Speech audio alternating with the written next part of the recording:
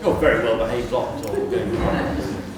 It's really great to see you all, and it's great to see so many of you. And it's my job, for those of you who don't know me, I'm Paul O'Grady, Vice Chancellor. My job to welcome you and introduce our speaker. This is an inaugural lecture by Professor Anna Seymour, Professor of Dramatherapy in the Department of Psychology, and her title is Class Acting, How Dramatherapy Can Help Us to Be in the Drama of Everyday Life. And looking at the props on stage, I'm really intrigued as to what's going to happen.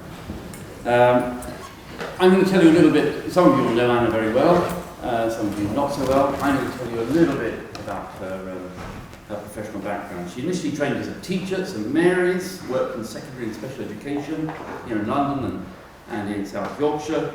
Then she moved into the theatre as a professional actor and director, specialising in community and educational theatre. She spent 6 years with the Banner Theatre Company in Birmingham and took part in over 30 theatre productions as well as film and TV appearances. Now, much of this work was breaking new ground and took her towards a more academic route. She took a degree in drama at Manchester University and then went on to do a PhD there. And that in turn was followed by a postgraduate diploma in dramatherapy at York St John's. And as a theatre practitioner, she trained in 2 physical theatre forms, biomechanics with Gennady Bogdanov and 16th century Commedia dell'arte.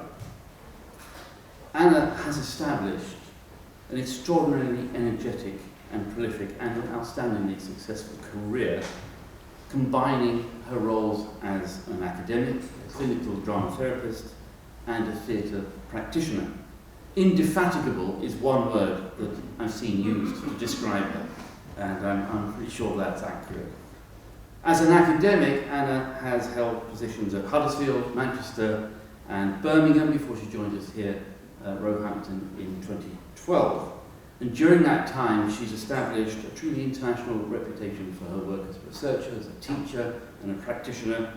And so I was delighted when we were able to make her appoint her as Professor of Dramatherapy in 2016. That was the first such chair to be established in this country, which was a coup for Roehampton and a mark, I think, a fitting mark of our standing as a leading centre for dramatherapy in the UK and in Europe.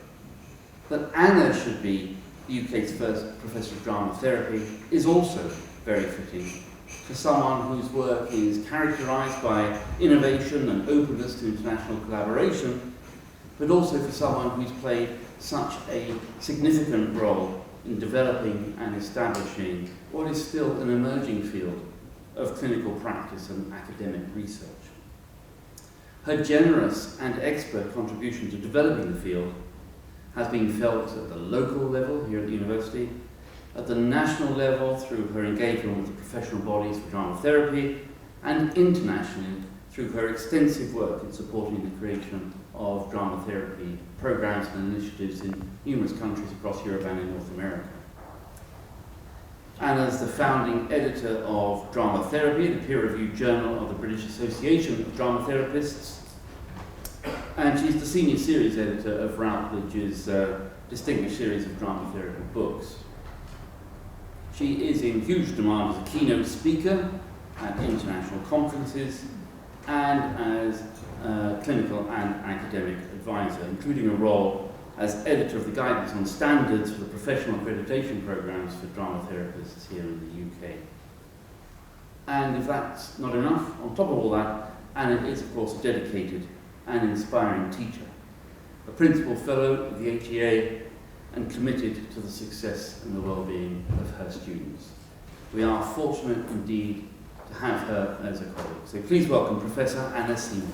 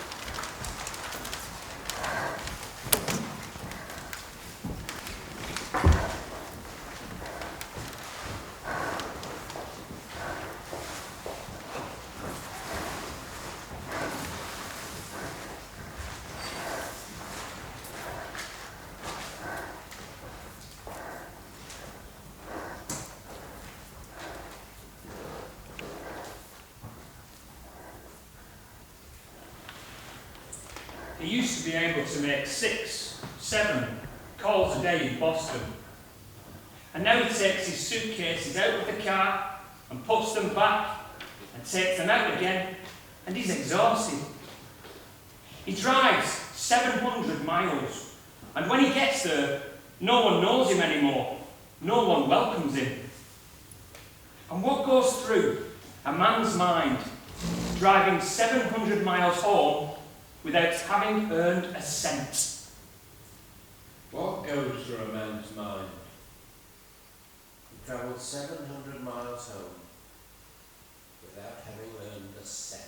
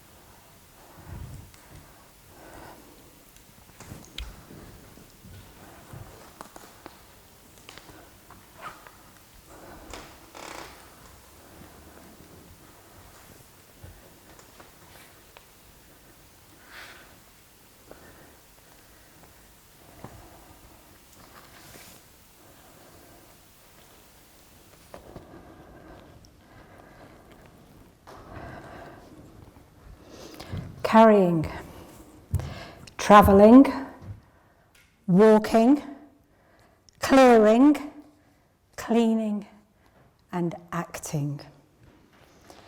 Welcome to Anna Seymour's inaugural professorial lecture.